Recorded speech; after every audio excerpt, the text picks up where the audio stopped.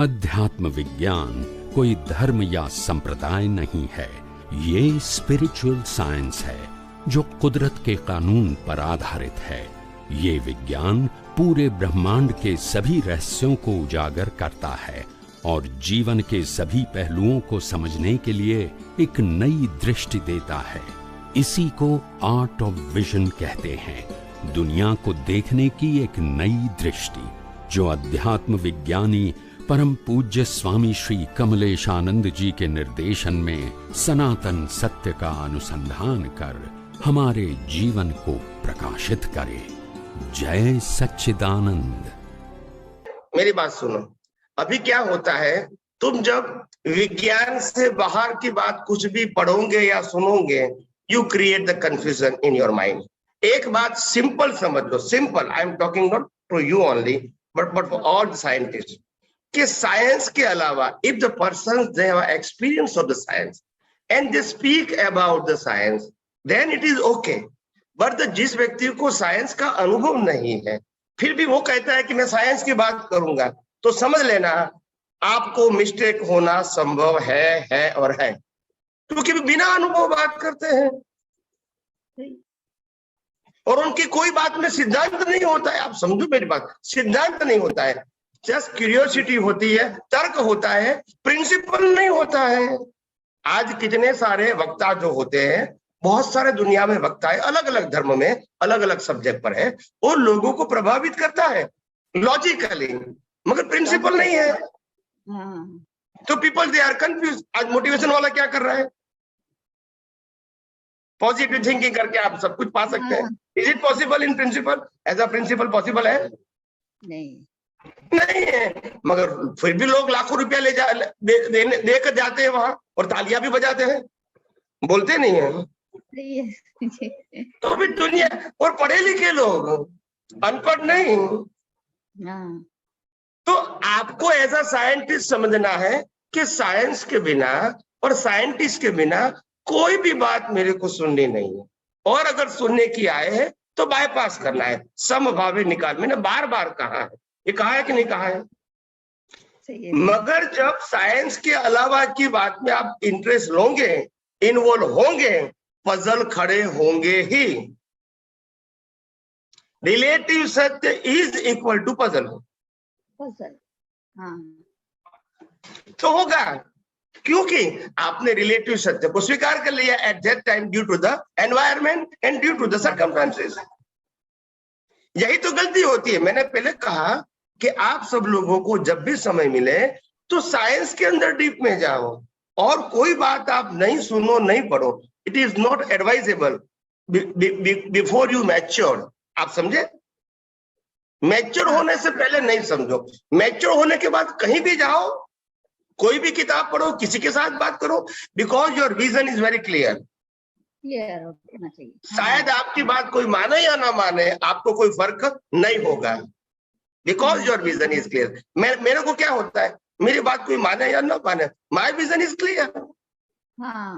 मगर जिसका विजन ही क्लियर नहीं है, उनके बात सुनोगे, वो भी कंफ्यूज और आप भी कंफ्यूज। फिर क्या होगा? एनवायरमेंट कैसे होगा? नहीं एनवायरमेंट नहीं होगा, कोई सोल्व नहीं कर पाएंगे फिर। तो यही तो बात है।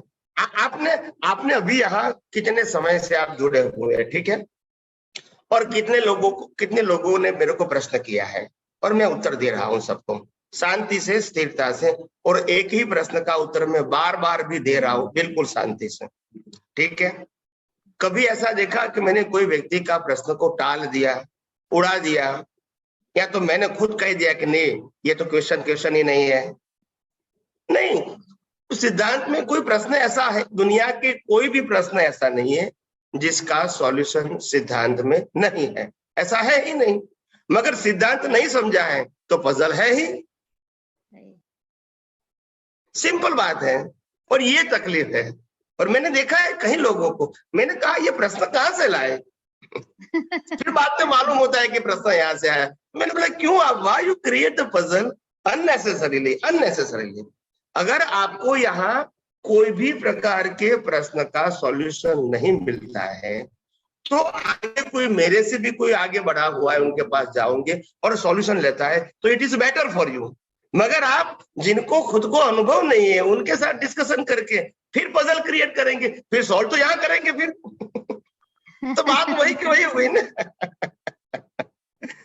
B careful, okay, no problem, it's okay. ये भी आपका उदय कर्म है। मैं तो, मेरा काम समझाने का है, मेरा काम किसी को गलत सही कहना नहीं है। मेरा काम तो अवेयर करना है कि भी जागृत रहो, ऐसी गलती हमने कितने अवतारों में किया है। और इसीलिए मैंने कहा राम कृष्ण महावीर भी और तीर्थंकर भगवान भी मिलने के बाद हम यहाँ क्यों घूम रहे हैं, क्योंकि उस समय भी उनकी नहीं सुनी और उनके इर्द गिर्द जो चमत्कार वाले लोग थे उनकी सुनी, क्योंकि वो चमत्कार वाला दिखता है, वो तो चमत्कार करते ही नहीं है ज्ञानी, तो उनका तो अट्रैक्शन नहीं होता, वो तो नॉर्मल होता है। और जो जिसके पास थोड़ी घड़ी विद्या होती है वो चमत्कारिक होता है, तो वो अट्रैक्ट कर लेता है, तो बाद में आदमी गिर जाता है। हमको मालूम है तो क्या करेंगे। हमारा काम अवेयर करना है। आप क्या करना है? अवेयर, जागृत करना है। बाकी तो जो भी होना है वो कुदरती रचना है। और एक प्रश्न है स्वामी जी, प्लीज। महावीर जो हम तीर्थंकर गोत्र बांधने की क्षमता जो होती है वो क्या कलयुग में हो सकती है स्वामी जी? क्योंकि हमारा इतना भाव स्ट्रेंथ ऐसे नहीं होता है। ऐसे बोला है कि हम तीसरे के नर्क के नीचे नहीं जा सकते हैं या चौथे देवगति के ऊपर का भाव नहीं कर पाते, तो तीर्थंकर का भाव का स्ट्रेंथ हो सकता है कलयुग में? कलयुग में नहीं हो सकता, नहीं हो सकता। वो सतयुग में भाव करके आके फिर कलयुग में आएगा, फिर उसके बाद सतयुग में केवल ज्ञान होगा, ऐसा हो सकता है। तो मगर भाव क्योंकि कैपेसिटी नहीं होती है ना, इसमें ऐसा नहीं है, कैपेसिटी नहीं। तीर्थंकर का भाव करना कोई ऑर्डिनरी बात है। अच्छा। हाँ, मगर तीर्थंकर का भाव करके आए सतयुग में से, और कलयुग में वही भाव डेवलप तो नहीं होते हैं मगर वो कंटिन्यूस रहते हैं, और फिर सतयुग में जाएगा तो फिर वो डेवलप होकर तीर्थंकर होके केवल ज्ञान प्राप्त करके हजारों लोगों को भी मार्गदर्शन देके मोक्ष में जा सकते हैं, ऐसा हो सकता है। मगर ये सब प्रक्रिया सतयुग में ही होगी। मगर कलयुग में जन्म तो लेना पड़ता है, जहां तक मोक्ष नहीं होगा तो फिर क्या होगा। तो इसीलिए ऐसा होता है, कोई बात नहीं। मगर ये तो सतयुग कलयुग तो ठीक है, हमारी कुदरत की एक व्यवस्था है समय टाइम जोन की। मगर और टाइम जोन के आधार से उनकी स्ट्रेंथ भी होती है।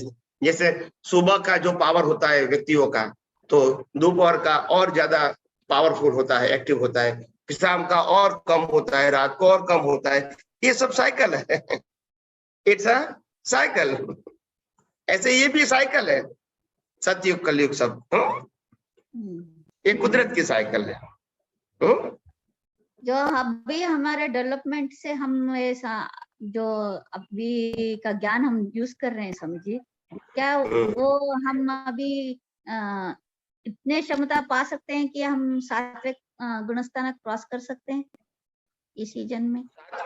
सातवें गुणस्थान तक पहुंच सकते हैं, वेरी नियर पहुंच सकते हैं।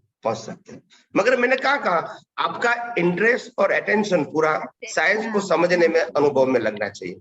फिर और रिलेटिव सत्य में चले जाएंगे तो आप खुद ही कंफ्यूज हो जाएंगे। सही है। और इसीलिए मैंने कहा कि अभी आपको ये विज्ञान में कोई कमी दिखती है तो यू कैन आस्क मी कि ये विज्ञान मेरे को में यहाँ समझ में नहीं आता है, आप समझे ना, तो आपको आगे बढ़ने का चांस मिलेगा उसको क्लियर करके।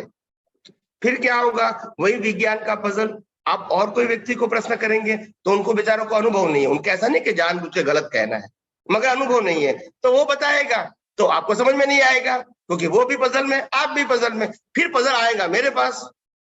वही समझिए। वो तो इतना एक्सरसाइज करने की क्या जरूरत है?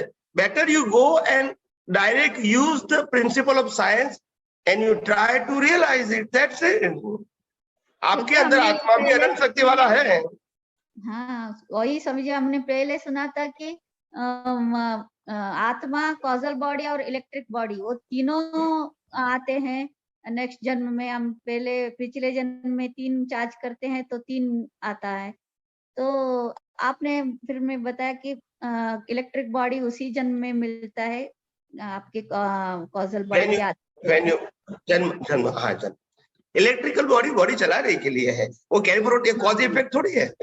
तो हमने ऐसे कंफ्यूज हो गया कि वो लास्ट जन्म से इलेक्ट्रिक बॉडी यहाँ जाएगी कैसे कंफ्यूजन हो गया। तो इसीलिए जहां तक साइंस की बात करते हैं ना, अपना जो अध्यात्म विज्ञान का जो ग्रुप है जिसमें साइंस की ही बात करते हैं, भले हो सकता है कि सबकी अपनी अपनी कैपेसिटी के मुताबिक करता है, मगर they try to understand the spiritual science. So it is good for you to develop. आपका डेवलपमेंट भी हो सकता है, और आपका डेवलपमेंट है तो किसी को हेल्प भी कर सकता है अपग्रेड होने के लिए। ये दोनों को अरस परस काम करता है, क्योंकि आप सबका वेवलेंथ एक ही है, कि सिर्फ ये यूनिवर्सल ट्रू साइंस को समझना जो हमने आध्यात्म विज्ञान के तौर पे समझा है, तो वो इजी रहेगा। फिर अभी शास्त्रों की बात आप आएगी, फिर आप पजल में आ जाएंगे।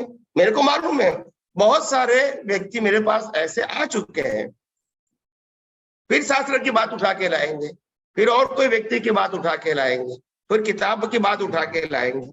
मैंने बोला पर आपको भले आपने पढ़ा सुना कोई बात नहीं, ये आपका उदय कर्म है, मगर क्यों आप इसमें डीप में गए? सही है सही। Why you create the puzzle unnecessary, जो नहीं चाहिए आपको, जरूरत भी नहीं थी आपको।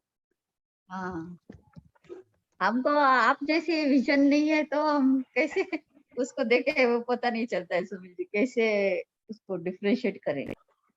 नहीं डिफरेंशिएट नहीं, आप मैंने सिंपल बात बताया कि अगर मैंने कहा कि I am experience person to universal true science, और जो मैं कुछ भी बताऊंगा मैं अपने अनुभव से बताऊंगा, और उसके लिए मैं जिम्मेदार हूँ।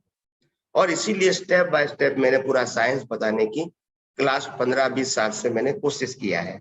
तो ये जब कोई व्यक्ति बताता है और हमको अभी तक हमको उसके सहवास में आके मालूम हो गया कि धीरे धीरे हमको विज्ञान समझ में भी आने लगा, उपयोग में आने लगा, अनुभव में आने लगा।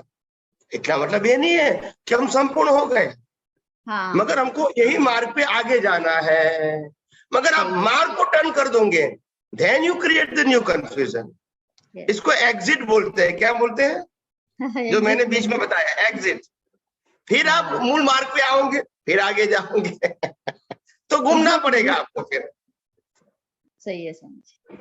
तो इसीलिए आपकी गलती ऐसा नहीं कहता हूं, मेरा काम आप सबको मैंने बताया, अवेयर करने की जरूरत है। ये दुनिया में कोई गलत नहीं है, अपनी दृष्टिकोण से सब लोग सही हैं, कोई गलत नहीं। मगर हमको जब ये आध्यात्म विज्ञान सनातन सत्य, अभी हेमा बहन ने खुद ने बताया कि ये विज्ञान तो केवल ज्ञान तक ले जाता है, अभी हमको इससे आगे क्या चाहिए? हमको सही है। What you want more? Nothing. फिर तो समझना ही है अपने को। ये इसीलिए मैं कहता हूँ। बाकी देखो दुनिया के अंदर जाओगे तो वेराइटीज ऑफ ज्ञान है। क्या बताया? ज्ञान बहुत है, हाँ। वेराइटीज ऑफ ज्ञान है, और इस ज्ञान में आप चले जाओगे तो आपका 2, 3, 4, 5, 10 साल चला जाएगा, फिर आप बाहर आओगे। आखिर मैंने वो लेडी ने क्या कहा, वो लड़की ने क्या कहा, आपने सुना कि नहीं सुना कि मैं इतने गुरुओं को मिली हूँ? नहीं सुना आपने? नहीं सुना। आप लेट आ गए, लेट आए। हाँ, वो छोटी उम्र की थी। स्वामी जी टाइम થઈ ગયો છે હવે પ્લીઝ। ओके सॉरी मैं शॉर्ट कर देता हूँ प्लीज। तो वो बच्ची थी मेरे ख्याल से, उम्र कितनी नहीं मालूम, 25, 30, 40, आई डोंट नो। तो उन्होंने कहा कि स्वामी जी मैं अभी तक 15 गुरु को मिली, और सबने गुरु ने अलग अलग प्रकार का ज्ञान दिया, और मैंने प्रैक्टिस भी किया। मंत्र की कहो, तंत्र की कहो, ध्यान की कहो, योग की कहो, धार्मिक कहो, जो भी कहो, जो गुरु ने बताया मैंने फॉलो किया, और करती रही।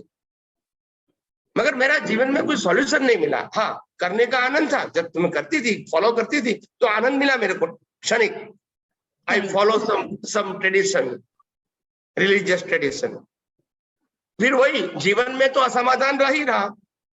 मगर जब मैंने पहली बार आपका सत्संग सुना, वो भी इनडायरेक्टली, क्या बताया? नॉट प्रत्यक्ष, फ्रॉम यूट्यूब। यस। और उसमें से जो मेरे को समाधान मिला, तो फिर मेरे को मालूम हुआ कि नहीं, now I am going on a right track. फिर अभी तो प्रत्यक्ष तो मिली ही नहीं एक भी बार अभी। आप समझो ये विज्ञान कितना पावरफुल है, उसका एग्जाम्पल देता हूं मैं। अभी प्रत्यक्ष तो मुलाकात हुई नहीं, हम सब ऐसे ही जुड़े हैं स्वामी जी, सब लोग। तो कहने का मतलब, जब इतना सारा अनुभवी होता है, फिर why you are confuse and why you are founding the science from the other places. Science नहीं है, हाँ थियरी है उनके पास, किसी के भी पास। धर्म की बातें हैं, पाप पुण्य की बातें हैं, और प्रकृति की अच्छाई करने की बातें हैं, उसमें कोई दो राय नहीं है। तो उसमें तो हम मना ही कहा करते हैं। मैंने कहा कि रिलेटिव सत्य में बहुत कुछ चीजें हैं जो दुनिया की 90% या 95% पीपल को जरूरी है। ऐसी सभी बातें धर्म में है, उसमें कोई क्वेश्चन नहीं है। मगर जब आप आध्यात्म के लेवल पे आने के बाद धर्म की बात करोगे, so you are going back. ये मेरी बात है। सही है Swami ji. So the religious and relative truths are not wrong, but when we cross it, now it is not required. Now you understand me? Yes, Swami ji, समझ आप में। कहोगे कि स्वामी जी आप पूजा करोगे, मैं कहूंगा क्यों नहीं करूंगा, फिर पूजा करूंगा। फिर आप मेरे को प्रश्न करेंगे कि स्वामी जी आप क्या करते हो, कौन से भाव करते हो, तो मैं कहूंगा मैं तो कुदरती रचना देखता हूँ। नहीं समझ में आया है? सही। दूसरा व्यक्ति क्या कहेंगे, आप पूजा करोगे तो ये भाव करोगे तो पुण्य होगा, तो रिलेटिव सत्य हो गया। तो क्रिया का मतलब नहीं है, क्रिया के पीछे मेरा विजन क्या है, that is most important thing.